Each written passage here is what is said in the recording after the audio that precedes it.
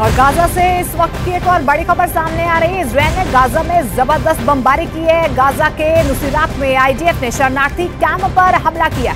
इस हमले में कम से कम 18 लोगों की मौत की खबर सामने आ रही है, जबकि कई लोग घायल बताए जा रहे हैं। नुसीरात मध्य गाजा में शरणार्थी कैंप है जिसमें बड़ी संख्या में लोग रह रहे थे। तो इजरायल का ऑपरेशन हमास जारी है। दूसरी तरफ हमास के लड़ाकों से भी उसे कड़ी टक्कर मिल रही है। 2.5 महीने से जारी इस युद्ध का अंत कब होगा कहना मुश्किल है, लेकिन हर दिन हो रहे हमलों में सबसे ज्यादा नुकसान आम लोगों का हो रहा है।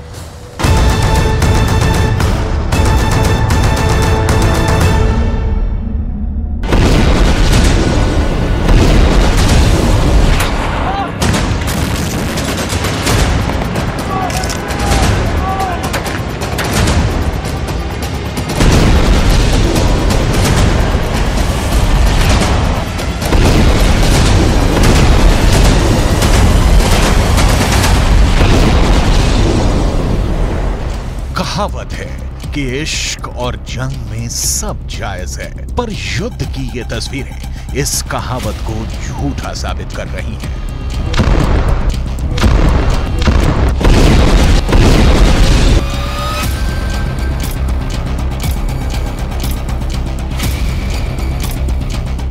आशियाने खंडहर में बदल गए हैं।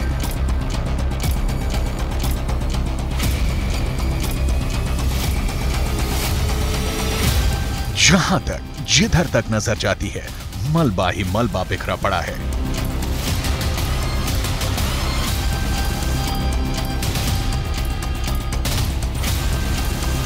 बमबारी और हमले के बाद की ये तस्वीरें लोगों का दर्द बयां कर रही हैं।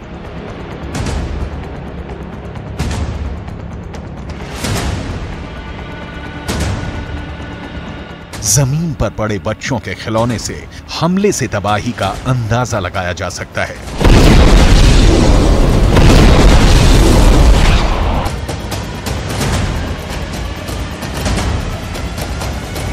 इमारतों की ढेर से निकलती ये लाशें युद्ध का मंजर बता रही हैं। ये तस्वीर कहीं और की नहीं बल्कि गाजा के शरणार्थी कैंप नुसीरात की है।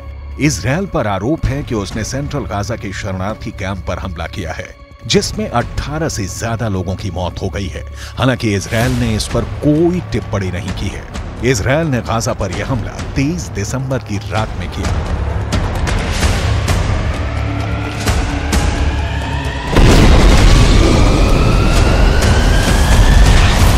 हमले का वीडियो देखकर यह अंदाजा लगाया जा सकता है कि इजरायल गाजा का नामो निशान मिटाने में जुटा है।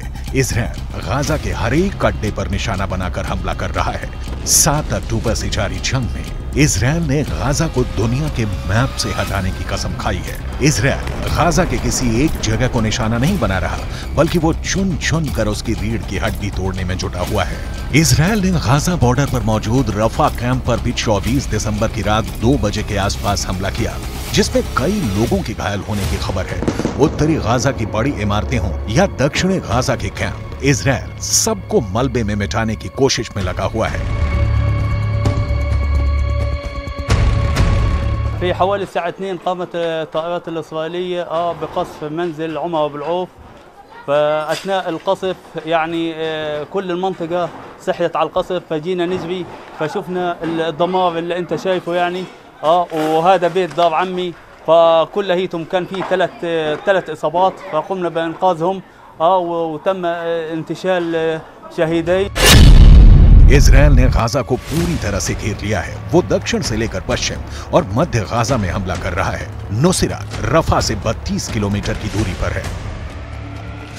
गाजा की हालत अब बहुत नाजुक है। इजरायल अपने ऊपर हुए हमले का बदला लेने में पीछे नहीं हटेगा, और शायद यही कारण है कि वो आम लोग और सैनिक में फर्क नहीं कर पा रहा है।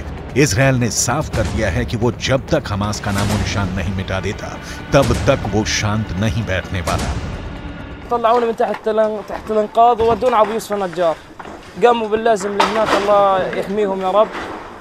ودمار يعني الصغار يصوتوا، النفسيه تدمرت عند الاولاد، اصابات مرميه في الشارع. يعني طلعنا معي، انا طلع كمان 3 اطفال طلعوا معي، غير في مره كمان تصاوبت. गाजा की हालत को देखते हुए मानवीय मदद के तहत वहां लोगों के लिए राहत सामग्री पहुंचाई जा रही है।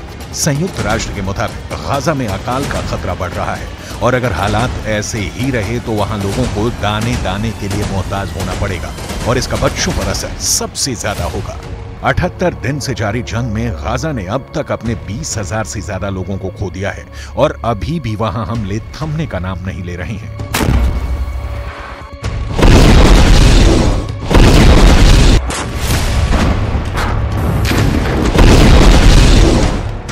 IDF यानी इजरायली डिफेंस फोर्स के प्रवक्ता की ओर से कहा गया है कि गाजा में भारी मात्रा में हथियार हैं।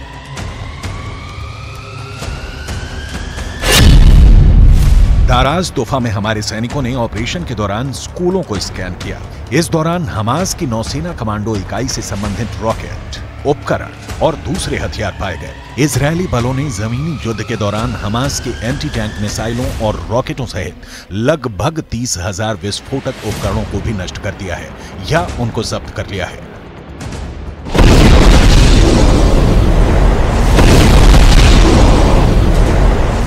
पर अब बड़ा सवाल है, आगे क्या? इजरायल हमलों से गाजा की दुर्दशा करने में जुटा है और ऐसे में हमास का समर्थन करने वाले लोगों में गुस्सा उबाल पर है। वो किसी भी हालत में नेतन्याहू को माफ नहीं करने की शपथ ले रहे हैं। पूरी दुनिया में इस युद्ध को लेकर प्रदर्शन हो रहे हैं। लोग गाजा के समर्थन में सड़कों पर उतर रहे हैं। लोगों में युद्ध को लेकर गुस्सा है। ये यमन है।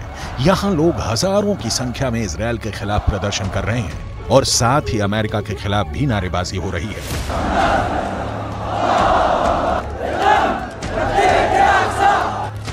वहीं जकार्ता में भी लोगों ने अमेरिकी एम्बेसी के बाहर खड़े होकर जमकर नारेबाजी की और फिलिस्तीन का समर्थन किया।